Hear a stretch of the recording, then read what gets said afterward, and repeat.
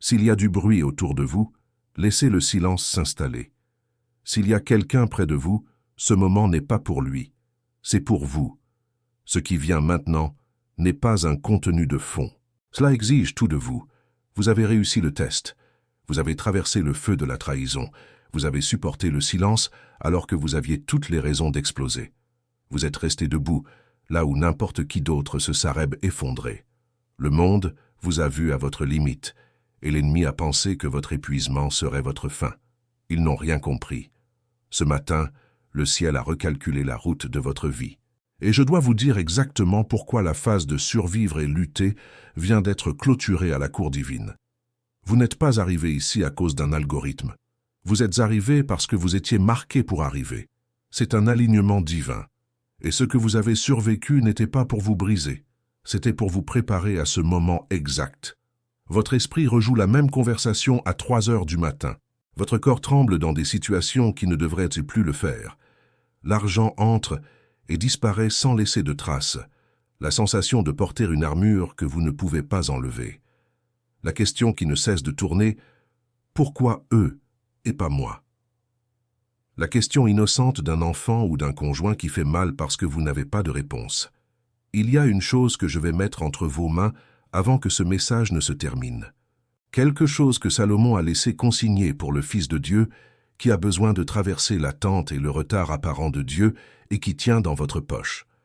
Ce n'est pas un livre à étudier, c'est un instrument pour soutenir le poids de ce que vous portez. J'y reviendrai. Pour l'instant, gardez cela à l'esprit, cette sensation d'être toujours une seconde en retard, que la bénédiction arrive toujours à la porte d'à côté. La fatigue de planter dans un jardin qui ne récolte jamais. Et précisément à ce sujet, au sujet de cette sensation de voir la bénédiction vous passer sous le nez, j'ai déjà laissé l'instrument vous attendre dans le premier commentaire épinglé. Si vous devez partir avant la fin, il est là. Mais restez, car le nom hébreu de ce qui vous arrive n'a pas encore été dit. Avez-vous déjà senti que ce retard divin n'est pas seulement humain, mais spirituel? Et si ce schéma de quasi-réussite était le signe qu'il existe une bataille contre le but que Dieu a placé sur votre vie? C'est en cherchant des réponses à cela que j'ai trouvé ce guide numérique appelé « Le Code de Salomon ». Ce guide n'est pas seulement une lecture, c'est une clé de compréhension spirituelle, un outil fait pour ceux qui désirent voir au-delà des apparences, cesser de traiter l'attente comme un simple malaise et comprendre pourquoi l'esprit de procrastination se lève avec tant de force contre ceux qui portent une marque de Dieu. Plusieurs élus ici sur la chaîne ont déjà ressenti l'appel du code, mais n'ont pas encore pris la décision de télécharger le guide numérique. Téléchargez-le maintenant. Il est disponible dans le premier commentaire épinglé. Si vous êtes l'un des premiers à le télécharger, revenez ici et écrivez Amen. Ce sera votre acte de foi. Et aujourd'hui même, Dieu pourrait vous montrer la raison pour laquelle la bénédiction semblait tarder. Il y a 5 signes que vous n'êtes pas oubliés, mais préparés. Le premier est la veille involontaire. Vous vous réveillez à 3 heures du matin, non pas par insomnie, mais parce que votre esprit est appelé à intercéder dans une bataille que votre esprit conscient ignore. Ce qui ressemble à de l'anxiété est en réalité votre esprit en armes. Le deuxième signe est la paix inexplicable. Au milieu du chaos, alors que tout le monde s'attend à ce que vous vous effondriez, un calme qui n'a pas de sens vous envahit. Ce n'est pas du déni, c'est la présence du général de l'armée céleste à vos côtés. Le troisième signe est le détour sacré, des portes qui se ferment à votre nez, des opportunités qui s'évanouissent à la dernière seconde. Vous appelez cela un échec, mais le ciel appelle cela une protection. Vous êtes détourné d'un chemin qui semblait bon, mais qui se terminait par un piège. Et à propos de cette scène, la porte qui se ferme sans explication, j'ai déjà laissé l'instrument vous attendre dans le premier commentaire épinglé. Si vous devez partir avant la fin, il est là. Mais restez, car le nom hébreu de ce qui vous arrive n'a pas encore été dit. Le quatrième signe est la solitude du donateur. Le sentiment que vous donnez toujours, écoutez, soutenez. Mais quand c'est vous qui avez besoin, la réponse est le silence. Ce n'est pas que les gens soient ingrats, c'est que votre source n'est pas humaine. On vous apprend à boire directement à la source. Le cinquième signe est la faim de profondeur. Les conversations superficielles vous épuisent. Les sermons qui ne pénètrent pas l'âme vous irritent. Vous aspirez à la substance, à la réalité, à la vérité. Votre esprit demande de la nourriture solide. Il existe un protocole biblique pour les moments d'attente divine, ancré dans Exode 14:14, qui dit « L'Éternel combattra pour vous, et vous, gardez le silence ». Ce protocole, appelé la prière de remise de la cause, consiste en 3 étapes quotidiennes. Premièrement, le matin, écrivez la cause sur un papier et remettez-la verbalement à Dieu en disant « Père, cette cause est la tienne, ma part est la confiance ». Deuxièmement, pendant la journée, chaque fois que l'anxiété concernant la cause survient, respirez profondément et dites « C'est remis ». Il ne s'agit pas de nier l'inquiétude, mais de réaffirmer la remise.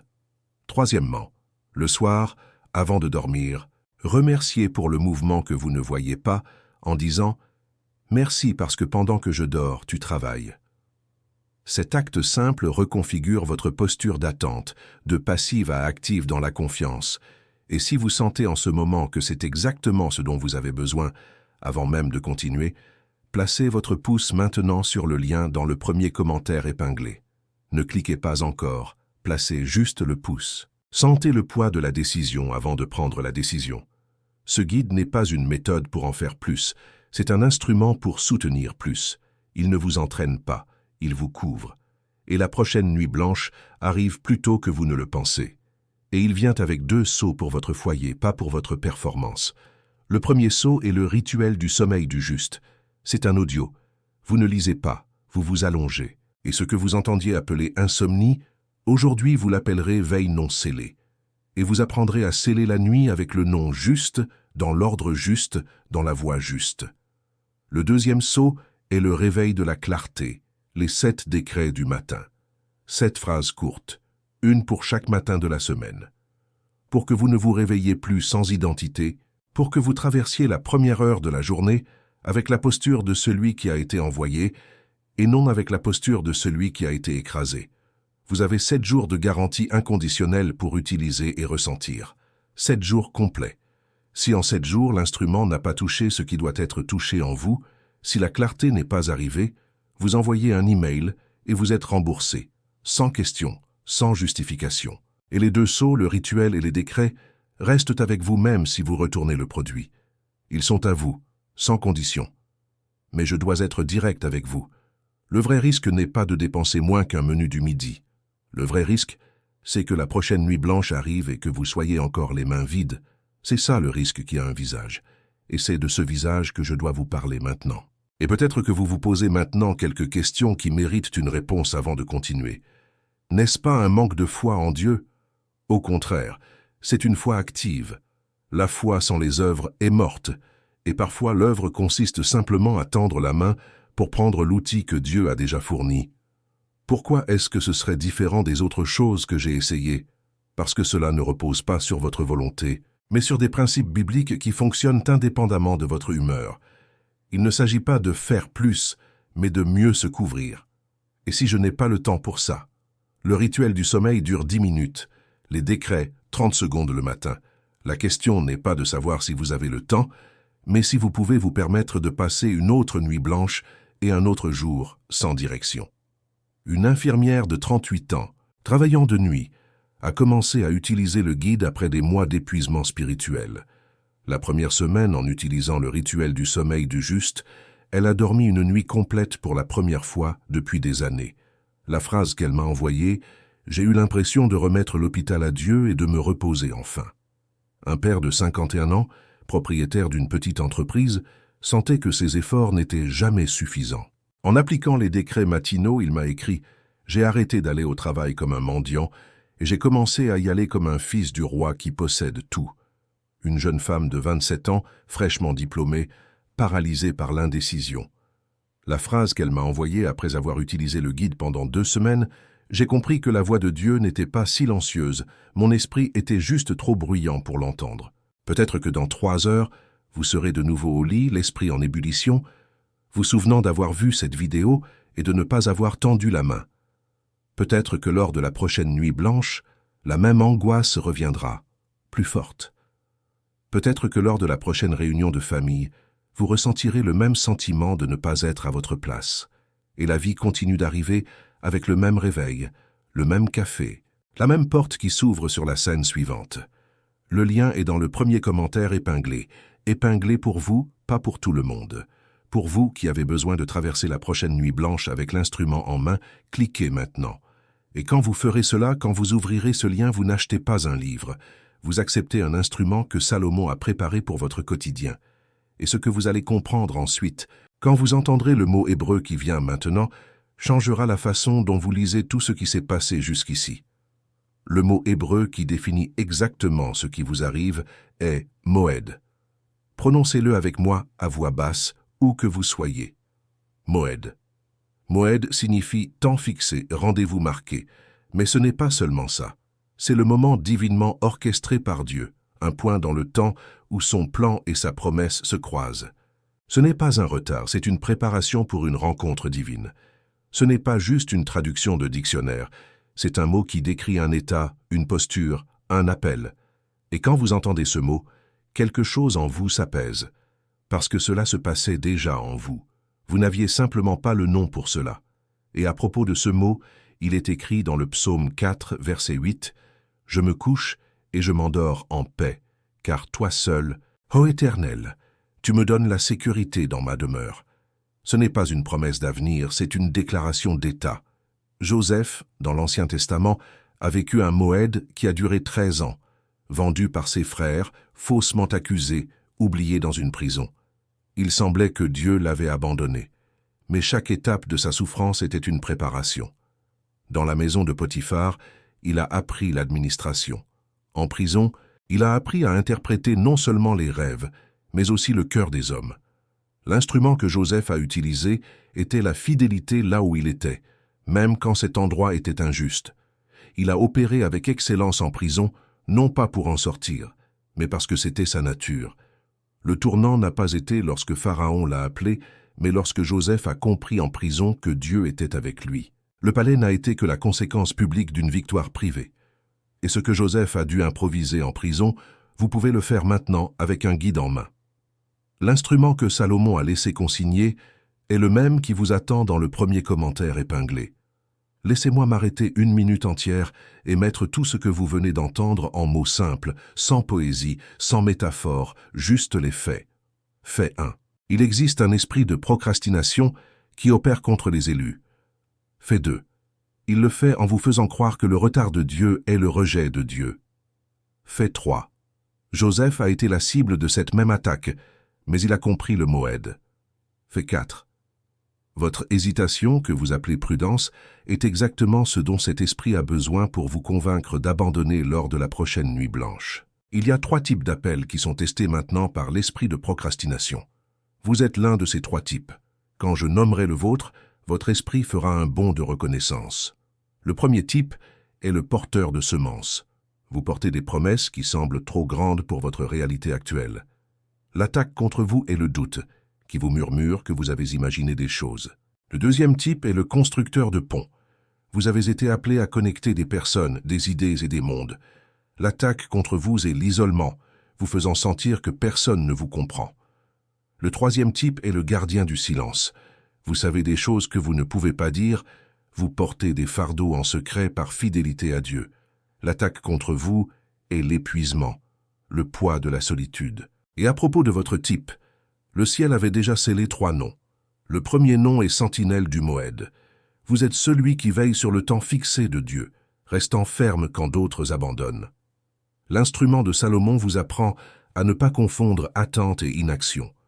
Le deuxième nom est architecte de la rencontre.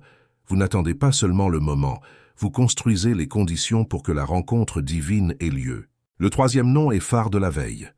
Votre lumière n'est pas destinée à être vue de tous, mais à guider ceux qui naviguent dans la même obscurité que vous avez déjà traversée. Si l'un de ces 3 noms a résonné plus fort en vous, écrivez le numéro ci-dessous dans les commentaires. 1, 2 ou 3. C'est votre premier acte de prise de possession de votre identité. Et pour chaque nom scellé, l'adversaire a une tactique spécifique. Contre la sentinelle, il utilise l'impatience. Contre l'architecte, la frustration. Contre le phare, l'invisibilité. Et ces 3 armes seules sont un souvenir. Avec un instrument, elles deviennent une couverture. Reconnaître le cycle sans avoir l'instrument que Salomon a laissé, c'est recevoir le diagnostic sans le traitement. Et de plus, il existe 4 portails au-delà de ces 3 que je ne peux pas ouvrir ici. Non par manque de temps, par densité. Chacun a besoin de sa propre page avec la contre-arme exacte. Et tant que je ne les livre pas ici, l'esprit de procrastination les connaît toutes. Le guide les livre. Mais avant de vous libérer, il y a un dernier point. Le dernier obstacle n'est pas l'ennemi. C'est une voix à l'intérieur de vous qui semble dangereusement raisonnable. C'est la peur de paraître ingrat. C'est la peur qu'en acceptant un instrument, vous disiez à Dieu que ce qu'il a déjà fait n'était pas suffisant. C'est de la fausse piété. C'est de l'orgueil déguisé en humilité. Dieu ne vous donne pas la force pour que vous refusiez les armes qu'il a lui-même forgées pour votre bataille. Accepter l'instrument n'est pas douter de la force, c'est honorer la stratégie du général. Maintenant, je veux que vous fermiez les yeux où que vous soyez, que vous placiez votre main droite sur votre poitrine, et que vous répétiez avec moi à voix basse, si nécessaire, mais que cela sorte de votre bouche. Père, je te remets la fatigue qui s'est accumulée ces derniers mois. Je te libère de la peur de paraître ingrat. C'est la chaîne la plus subtile. Mon urgence est ma gratitude, et je reçois maintenant les 3 noms qui ont été scellés sur moi. Sentinelle du Moed, architecte de la rencontre, phare de la veille. Non pas pour me vanter, mais pour me souvenir, pour traverser ce qui vient avec eux dans la bouche, dans la posture, dans la poitrine. Et avant la voix qui vient maintenant, j'ai besoin que vous entendiez une chose. L'intensité de ce que vous avez vécu ces derniers mois n'est pas la preuve que quelque chose ne va pas chez vous. C'est la preuve que vous êtes exactement là où vous avez toujours su que vous deviez être. Si cela résonne en vous maintenant, écrivez ci-dessous. Je reçois le tournant. Et maintenant la voix du Père. Écoutez. Fils, fille, je t'ai vu. Je t'ai vu dans cette nuit blanche, quand les larmes coulaient et que personne d'autre ne le savait. Je ne t'ai jamais perdu de vue. Je n'ai jamais fermé le siège à ma table qui porte ton nom. Ton nom est gravé dans la paume de mes mains. La chaise est à toi. La fierté pour ton cœur fidèle ne t'a jamais été refusée.